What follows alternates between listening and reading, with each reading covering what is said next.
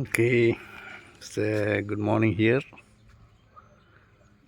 Okay, என்ன பண்ணியிருக்கோன்னா almost எல்லா ஒர்க்கும் complete. Construction work, grill work எல்லாம் கம்ப்ளீட்டட்.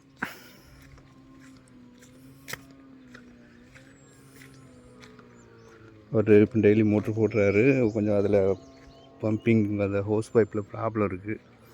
அதில் கீழே லீக் இருக்குது. நாங்கள் அங்கங்கே இழுத்து உள்ள வாட்ரு பிடிக்கிறதுக்கு அங்கங்கே வளைச்சி ஒரு மாதிரி செவரில் இப்போ லீக் இல்லை. அப்படி அந்த வாய்க்கால் காங்கிரீட் போட்ட கூட செவரில் லீக் இல்லை.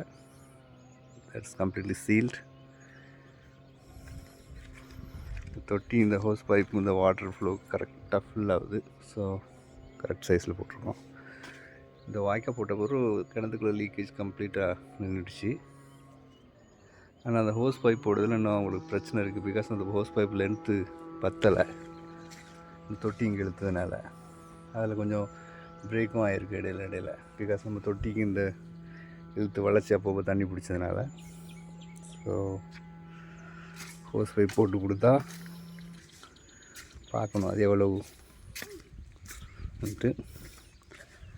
ஸோ ஓகே, இந்த பில்லர்ஸ்க்கு டாப்பில் என்ன பண்ணியிருக்கோம் அப்படின்னா, ரெடிமேட் பீஸு 9-11 பீஸ் இம்மிடியேட்டாக கிடைக்கல. பிகாஸ் ஆஃப் லீவு அப்படி இப்படின்னு இருக்கிறதுனால 10 days ஆகும், 15 days ஆகும்னு சொன்னாங்க. 9-10 பீஸ் கிடைக்கணுன்ட்டு. நாங்கள் என்ன பண்ணியிருக்கோன்னா, ஒரு பாட் வாங்கி அந்த பாட்டுக்குள்ளே சிமெண்ட்டை ஃபில் பண்ணி உள்ள ஒரு கம்பி வச்சு சிமெண்ட்டை ஃபில் பண்ணி அது கொஞ்சம் செட் ஆனாலும் இதில் கவுத்திச்சு உள்ளே அந்த கம்பியை வச்சு நல்லா சீல் பண்ணி வச்சுருக்குறோம். ஸோ காஞ்சபுரம்னா அதை இப்படி உடச்சி எடுத்துன்னு இந்த மாதிரி ஷேப் நம்மளுக்கு கிடைக்குது. அப்படி கிடச்ச பால்ஸ் மேலே இப்படி மோல்டிங் பண்ணிடுவோம் சிமெண்ட்டு மில்க் வச்சு. இதுக்கு மேலே நம்ம பெயிண்டிங் பண்ணும்போது அந்த pillars won't look empty something இருக்கும். இதில் இன்னும் கொஞ்சம் டிசைனிங் பண்ணணுன்னா டைம் எடுக்குது அப்படி யோசிக்கிறேன். லைட் ஃபிக்ஸ் பண்ணிட்டோம்.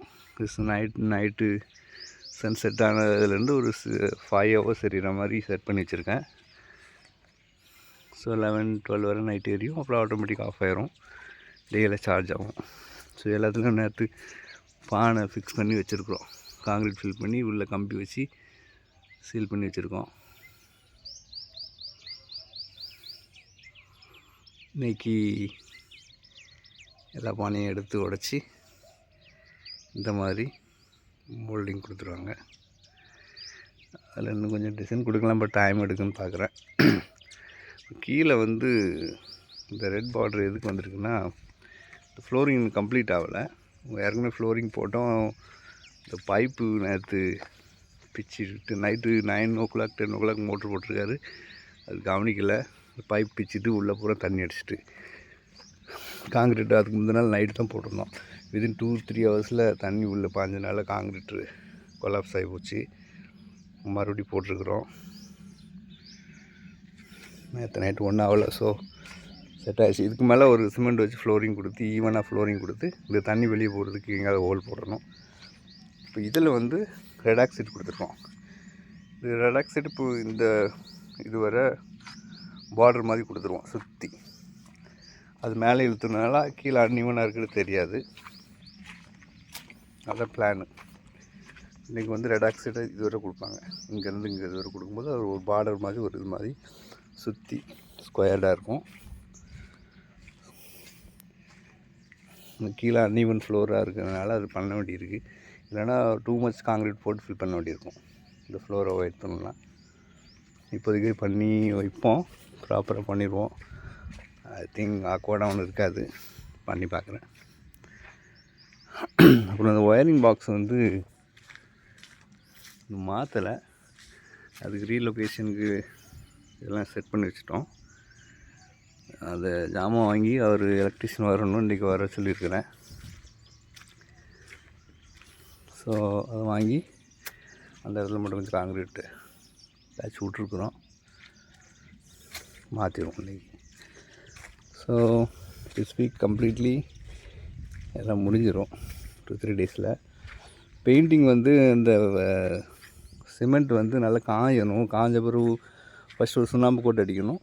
சுண்ணாம்பு போட்டு அடித்த பிறகு தான் பெயிண்ட் அடித்தா தான் நிற்கும். இல்லைன்னா இந்த ஈரப்பசையில் அது வெளுத்து போயிடும், ஒரு மாதிரி நீர்த்து போயிடுங்கிறாங்க. So we have to wait, கொஞ்சம் ட்ரை பண்ண விடணும்.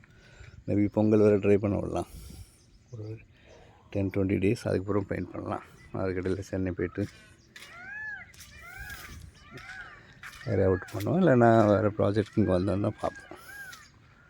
ஸோ இதுதான் இப்போதைக்கு பிளான். 95% கம்ப்ளீட்டட். பெயிண்டிங்கும் இந்த ஃப்ளோரிங் ஈவெண்ட் பண்ணுறது அநேகமாக இன்றைக்கி ஆயிரும். இன்றைக்கி நாளைக்கு மேபி ஆயிரும். ஒரு இந்த பாட்டை எடுத்துகிட்டு மேலே கொஞ்சம் லெவல் பண்ணுறது, பால்ஸை, இந்த ஒர்க் இருக்குது.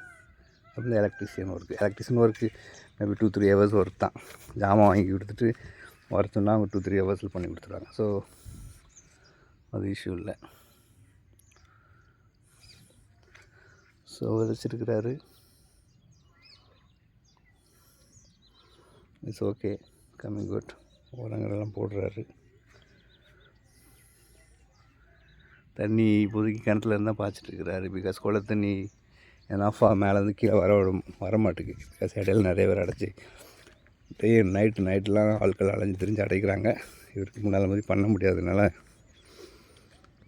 எனக்கு கண்ணு தெரியல, குயிக்காக நடக்கவும் முடியல. ஸோ மோட்ரு தான் மோஸ்ட்லி போட்டு பாய்ச்சிட்ருக்கிறாரு.